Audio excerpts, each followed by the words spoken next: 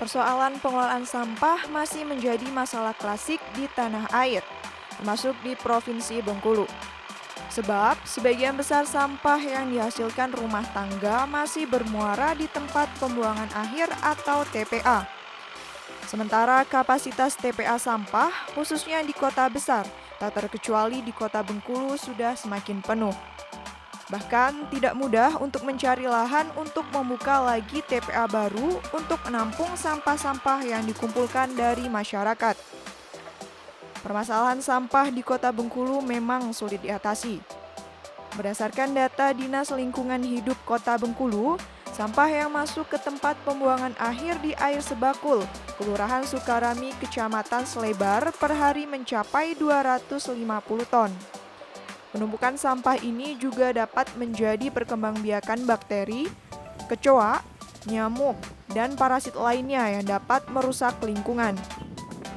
Sebelumnya, pemerintah Kota Bengkulu mengeluarkan Peraturan Daerah Nomor 2 Tahun 2011 tentang pengelolaan sampah. Namun dalam implementasinya di Kota Bengkulu masih terkesan mandul. Selain sarana dan prasarana pengelolaan sampah, tidak berjalannya Perda Pengelolaan Sampah juga menyebabkan volume sampah semakin banyak.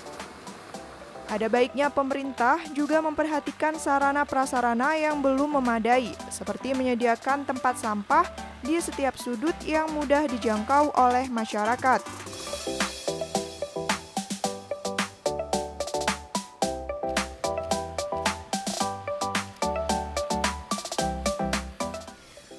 Sampah merupakan permasalahan yang perlu kita tangani bersama. Tidak hanya di kota besar, namun di desa sampah juga menjadi permasalahan yang perlu ditangani secara serius.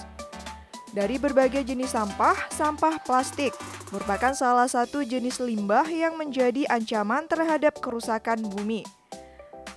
Secara umum, penanganan sampah memiliki 4 prinsip yang sering dikenal dengan 4R. Salah satunya yakni recycle atau mendaur ulang. Kegiatan mendaur ulang sampah merupakan tindakan positif atas bentuk kepedulian terhadap lingkungan. Umumnya, yang biasa didaur ulang atau diolah adalah sampah plastik seperti bungkus minuman saset, kopi, deterjen, dan minuman gelas plastik. Sampah ini bisa diolah menjadi beraneka ragam kreasi seperti pembuatan tas, dompet, pot, kotak tisu, kotak pensil, dan lain sebagainya. Di tangan orang-orang kreatif, sampah plastik dapat diolah menjadi barang-barang yang bernilai jual tinggi. Selain itu, kegiatan kreatif ini juga membuka peluang usaha yang cukup menjanjikan. Hal itulah yang dilakukan Julia Mega Puspita, warga desa Harapan Makmur, Kecamatan Pondok Kubang, Kabupaten Bengkulu Tengah. Melalui tangan kreatifnya, mengubah sampah plastik menjadi produk yang bernilai jual. Kegiatan kreatif ini dimulai pada masa pandemi COVID-19 atau sekitar 1 tahun terakhir. Ini dilakukan Julia yang masih berstatus pelajar SMA di Kabupaten Bengkulu Tengah untuk mengisi waktu luangnya ketika masa belajar dari rumah atau belajar daring.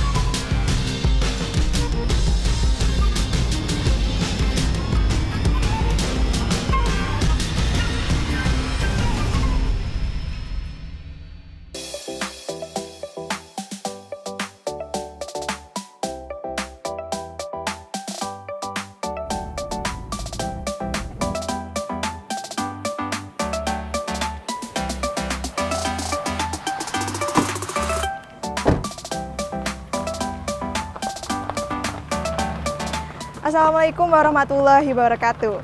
Apa kabar pemirsa setia Lensa Rafflesia dimanapun Anda berada? Pemirsa, sampah merupakan salah satu permasalahan yang cukup serius di Indonesia, termasuk juga di Provinsi Bengkulu. Terlebih lagi sampah jenis plastik yang sulit untuk terurai. Lalu bagaimanakah jika limbah plastik ini yang menjadi masalah diolah menjadi suatu benda yang lebih bermanfaat? Nah, di tangan kreatif seorang pelajar SMA dari Desa Harapan Makmur, Kecamatan Pondok Kubang, Kabupaten Bengkulu Tengah, sampah ini diolah menjadi suatu benda yang bermanfaat dan memiliki nilai jual. Bersama saya Vivi Dinda, inilah Lensa Rafflesia selengkapnya.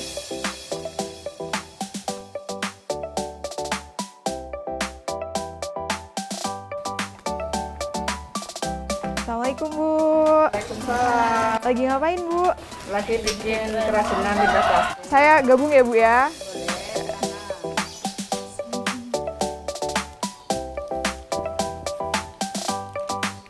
Ini lagi ngapain nih Bu ya? Lagi ngelipati plastik. Oke, boleh bantu ya? Boleh? Oke, jadi kita sambil ngobrol-ngobrol ya. Oke. Oke.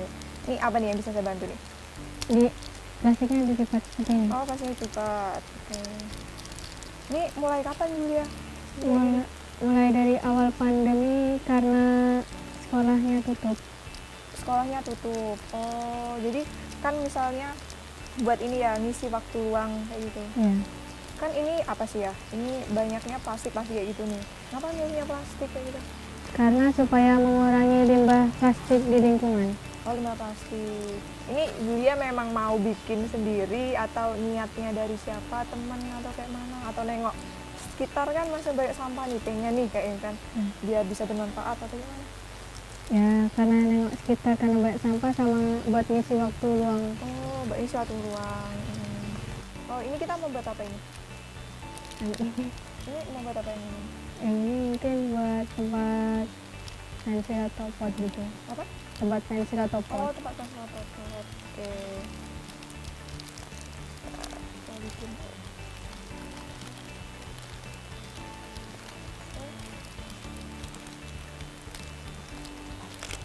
Nggak mengganggu ini pelajaran atau apa kan? Atau biasanya bikinnya dari kapan gitu? Biasanya bikinnya setelah habis belajar daring. Itu jam berapa dia bikin? Sekitar habis zuhur dah, habis jam 12. Jam 12, berarti istirahat dulu ya? Istirahat Iya. dulu langsung bikin ya gitu. Ya. Sampai jam berapa bisa juga bikin? Ya kadang sampai sambil nonton TV gitu. Oh, sambil nonton TV. Berarti kalau misalnya sama teman-temannya nggak setiap hari ya bikinnya? Enggak. Tergantung ini, pingin bikinnya ya? Ya. Ini kan dari sampah, nggak apa namanya, jijik atau apa kan? Bisa kayak mana pengolahannya dulu, nyari sampahnya dulu awalnya? Kalau sampahnya tuh dapatnya tuh dari pedagang pop es sekitar atau kadang ngambil dari pasar minggu. Pasar minggu itu dikumpulin Ya. atau apa sih? Berarti ini Julia yang datangin ke tempat orang yang apa sih yang anu sampahnya atau gimana? Datang Atau ke mereka yang toko antar? yang jual pop esnya tuh bareng kakak ipar. Oh, itu sampahnya berarti nanti kalau udah ada dibersihkan dulu. Ya. Bersihkan. Ini pembagian kerjanya nih kayak mana nih? Misalnya Julia ngapain, temennya ngapain? Mungkin ada yang gunting plastiknya, ada yang nyuci sama ada yang lipat. Julia kan kalau misalnya kita lihat kan mungkin banyak ya anak muda tuh yang kurang tertarik sama apa ya pembuatan mengolahan kimia, apalagi ini dari sampah plastik ya kayak gitu kan. Nah terus kalau misalnya Julia nih yang latar belakangi kan misalnya pengen buat kayak ini karena apa tuh? Karena melihat kondisi lingkungan yang limbah plastik tuh banyak berserakan, sama dorongan dari orang tua, ibu. Dorongan dari orang tua. Terus kan untuk menumbuhkan ide apa sih kreativitas itu kan memang nggak mudah ya. Kalau misalnya dari Julia sendiri nih, apa sih dapat ide untuk membuat misalnya membuat bentuk-bentuknya atau ide bisa apa sih terpikirlah untuk pembuatan kayak gini dari mana? Idenya sih nyari referensi gitu, video-video. Referensi dari video-video. Berarti kayak nonton-nonton Iya. gitu ya, nonton-nonton misalnya. Oh ternyata di sini nih bagus nih, bisa coba gitu kan dibikin kayak gitu. Ya. Kalau misalnya selama pembuatan ini nih, kendalanya dari Julia nih, yang susahnya apa sih? Kayak gitu? Kendalanya tuh pengumpulan bahan sama kan warna bahannya kan beda-beda. Kalau dicampur nanti jelek hasilnya, harus dipisahin sewarna. Selain itu ada nggak sih kendala lain, misalnya kan apalagi sekarang lagi pandemi nih, terus orang apa ya, mungkin karena ini tadi bukan kebutuhan pokok kan, jadi orang tuh minatnya kurang. Mungkin dari Julia nih biar orang tahu kalau misalnya ini nih menghasilkan misalnya gitu kan, walaupun nggak seberapa gitu, termasuk kendala gitu nggak sih, susah nggak sih buat ngasih tahu ke orang? Ya susah sih. Terus selain mau buat kayak gini, selain ini ada nggak sih harapan Julia lainnya atau rencana Julia ke depannya, ada lagi nggak selain buat kayak gini? Rencananya sih pengen memasukkan produk ini ke pasar yang lebih luas lagi. Produk yang luas lagi. Ya. Kan Julia nih sebagai generasi muda nih, mungkin banyak ide-ide lainnya gitu kan. Ada nggak sih selain membuat kayak gini, ada ide-ide lainnya mungkin? Ada membuat tas dari bagian atas wadah minuman gelas. Oh, berarti tetap memang pengolahan limbah plastik ini ya Julia ya? Seperti ini contohnya. Oh, ini contohnya. Ini yang dari gelas minuman? Ya, Oh, berarti dirakit-rakit kayak gini ya? ya. Ini ada nggak sih harapan, pesannya buat teman-teman semua, misalnya gimana sih cara biar kita bisa memanfaatkan waktu kita, apalagi sekarang lagi masa pandemi kan? Manfaatkan waktu. Pesannya atau ngajak juga teman-teman kita. Untuk generasi muda sih ya supaya lebih kreatif lagi, mengembangkan inovasi-inovasi dan juga mengisi waktu luang dengan hal-hal yang berguna, seperti salah satunya ini dapat menghasilkan uang untuk diri sendiri dan orang lain juga. Memang kan ini kan memang agak apa ya, agak susah ya, memang perlu tekunan, niatnya juga, keinginan kayak gitu kan. Nah kalau Julia sendiri memang bener-bener suka minat kayak gitu, atau awal mulanya apa sih, terpaksa atau karena lihat orang pengen juga atau gimana? Awalnya sih lihat ibu bikin kayak ginian, jadi pengen juga bikin. Oh, jadi berawal dari ibu ya, jadi pengen nyoba nih kayaknya siapa tahu bisa gitu kan? Ya. Oh. Nah, pemirsa, ternyata memang untuk pembuatan dan juga pengolahan ini memang tidak mudah, tapi karena misalnya ada seperti Julia tadi, ada niat kemudian untuk kreativitas ya, didukung kreativitas sehingga bisa memunculkan ide-ide kayak gitu. Nah, pemirsa, untuk informasi lainnya akan kita sambung lagi setelah jeda pariwara berikut ini. Jadi jangan kemana-mana.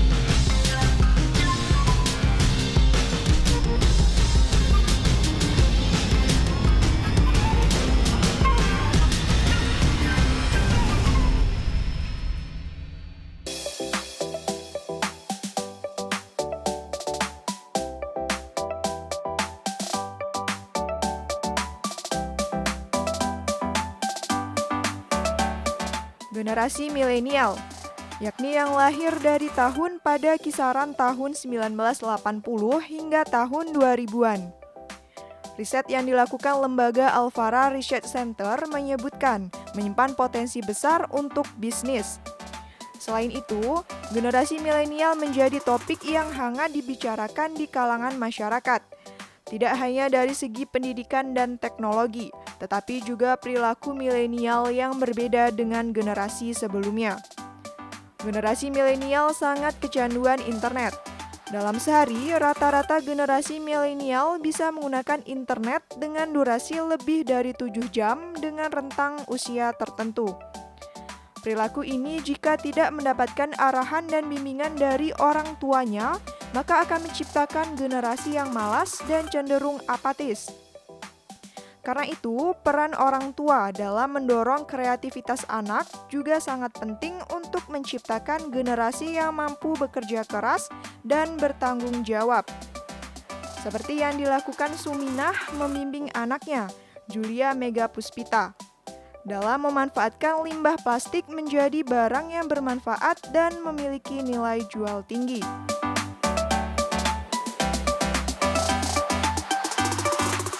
Baik Ibu, tadi kan alasan dari Julia nih, kenapa dia memulai ini karena melihat dari Ibu kan awal mulanya. Nah, bisa diceritakan Ibu, mungkin awalnya mula kenapa bisa ada pengolahan limbah plastik ini? Bagaimana awal mulanya dari Ibu gitu Bu? Oke, kalau limbah plastik ini saya mulai dari 2009 itu memang udah ada. 2009. Iya, tapi karena mungkin waktu itu kan banyak sibukan ini memang pasti tetap dibikin, tapi nggak ini kan nggak istilahnya cuman gimana ya, nggak istilahnya nggak ditekuni banget. Itu ya Bu. Terus jadi untuk Julia mungkin itu dia kemarin kan pandemi, belajarnya di rumah daring, jadi banyak nganggurnya, nggak ketemu temen, nggak boleh main, di rumah aja. Jadi mungkin dia timbul kreatif, dia mungkin ada turunan kreatif dari ibunya kali ya. Jadi dia tanya, Bun, ini kan banyak banget kebetulan di sekitar kita teman-temannya itu pada jualan minuman saset, terus sampah-sampah itu kan banyak. Terus di pasar-pasar minggu itu kan banyak juga tuh sampahnya kan. Walaupun tidak sebanyak yang dimanfaatin, tapi setidaknya bisa mengurangi limbah sampah plastik itu. Jadi dia menengok limbah sampah plastik ini kan banyak banget. Bunda tuh sekarang sudah nggak aktif lagi, kurang buatnya ini. Jadi saya lagi nganggur di rumah, nggak boleh main, jenuh kayak gitu kan. Jadi timbul dia, Bun saya mau bikin ini loh, tapi tangguh kayak gitu. Berarti ini ya Bu, selain karena apa sih, karena mengisi waktu luang, juga karena keinginan untuk apa sih, melihat lingkungan ya Bu, untuk menjaga lingkungan dan mengurangi itu. Biar lebih asri. Ya, mengurangi sampah gitu ya Bu ya, sampah plastik. Dia kan nggak bisa daur ulangnya kan lama banget itu plastik itu kan. Jadi mungkin dia terinspirasi itu kan. Ya alhamdulillah jiwa mudanya terpanggil untuk apa itu, setidaknya itu membantu untuk mengurangi limbah plastik yang susah. Jadi Ibu sebagai orang tuanya memang mendukung banget ya Bu ya, mendukung kali gimana untuk Julia memanfaatkan waktunya dengan hal-hal positif ya Bu, termasuk juga ini tadi. Saya nilai itu ya positif lah daripada mainan terus kan. Ya bisa juga membantu dia uang jajan, walaupun nggak seberapa. Kalau penghasilan segitu untuk anak seumur dia, belum waktunya cari duit, lumayan. Iya. Gitu. Jadi selain dari apa ya, menghasilkan juga manfaatnya juga banyak ya Bu, bukan manfaat buat Julia atau ibunya sendiri, juga manfaat untuk orang lain juga banyak berarti gitu ya Bu. Nah kemudian untuk Ibu sendiri, menurut Ibu untuk apa ya, pengolahan ini sendiri ke depannya, ada harapannya ke depannya untuk apa gitu Bu? Misalnya bukan cuma untuk Ibu sendiri kan, untuk pengolahan mungkin bisa apa ya, menularkan orang lain mungkin untuk supaya bisa mengkreasikan sampah-sampah itu untuk memanfaatkannya atau bagaimana? Iya. Kalau saya kepinginnya tuh nggak kita aja yang membuatnya kan. Jadi kalau semakin banyak orang yang memanfaatkan limbah, jadi yang jelas lingkungan kita tuh lestari, orang juga bisa menambah penghasilan. Jadi diisi, yang jelas kita tuh masih banyak yang nganggur, ibu-ibunya juga masih banyak yang nganggur. Jadi habis masak sambil ngomong anak kan bisa, ini kan nggak berat kerjaannya. Duduk sambil nonton TV sambil ngomong anak bisa. Jadi kerjain. Warga ibu-ibu sekitarnya juga ikut juga ya Bu, juga ikut dia yang bagian ngumpulin ini, ada yang apa itu, ngumpulin plastiknya, yang orang-orang yang jualan itu kita kasih plastik untuk ngumpulin, jangan dibuang, nanti biar diolah sama Julia kayak gitu kan, biar dijadikan kreativitas. Ada yang mau dibayar, ada yang enggak kayak gitu. Untuk ini kan banyak sekali ini kan Bu jenis-jenisnya nih. Iya. Pasti kan untuk harganya, kemudian pembuatannya itu kan juga berbeda-beda kan Bu. Iya. Nah itu untuk yang paling susah, paling mudah, kemudian paling harganya yang relatif paling murah atau paling mahal itu yang mana aja ini Bu? Kalau yang paling mahal tuh tas biasanya tuh. Tas mungkin kayak gini ya Bu ya? Yang tas-tas kayak model gini. Ini kan memang belum terlalu ini belum dipasang uring. Nah, nanti kan difinishing lagi. Oh, masih belum selesai ya Bu yang bagian sini? Yang udah selesai kan udah diambil sama yang punya, yang udah pesan. Oh, berarti bisa gitu sistem ya. pesan juga ya Bu ya? Pesan, ya. Sesuai Julia, dengan keinginan. ya, gitu. Julia pakai grup-grup WA, grup sekolah. Dia kan masih sekolah, jadi grup sekolah sama teman-temannya, grup WA. Jadi saya bantu juga di saya gitu. Saya promosiin juga gitu kan. Mungkin dari Ibu nih ada yang mau ditambahkan untuk pemirsa Lensara Fisia di rumah nih mengenai pengolahan limbah plastik supaya bisa menghasilkan lebih yang bermanfaat Ibu. Ini jadi pesan saya, ini limbah plastik sangat mengganggu lingkungan, yang jelas tidak bisa atau susah banget untuk didaur ulang. Jadi demi kesinambungan anak cucu kita nanti, kita kurangi limbah plastik dengan kita buat sebuah karya yang jelas itu bisa menghasilkan, bisa menambah pendapatan keluarga, tetap santai di rumah tapi berproduktif. Baik.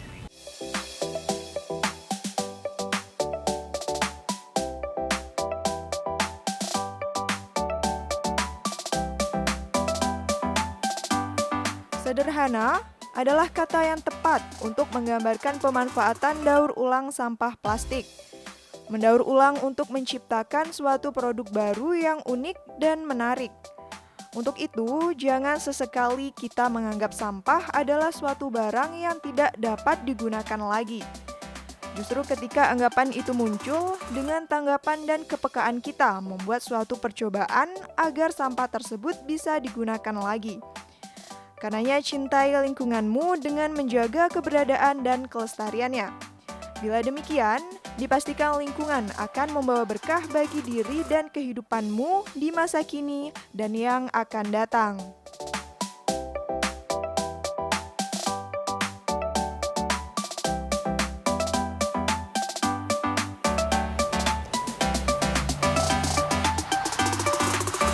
Pemirsa, ini tadi hasil dari pengolahan limbah plastik menjadi barang yang lebih bermanfaat. Selain menjadi barang yang bermanfaat, tentunya pengolahan ini bisa mengurangi pencemaran lingkungan. Semoga informasi tadi bisa menginspirasi kita semua. Demikian Lensara Flesia kali ini, saya Vivi Dinda mewakili seluruh kerabat kerja yang bertugas pamit undur diri. Wassalamualaikum warahmatullahi wabarakatuh, sampai jumpa di Lensara Flesia selanjutnya.